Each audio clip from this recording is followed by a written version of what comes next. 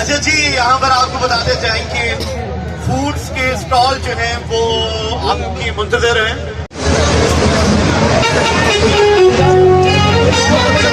बात है, जिस भी इवेंट में जाए आप लोगों से इल्तिमास है, और स्पेशली उन लोगों से कि यार जिन्होंने तो ज्यादा ही हाथ रोज चलाने में दीवार मेरी को बहुत ज्यादा पक्की है जी।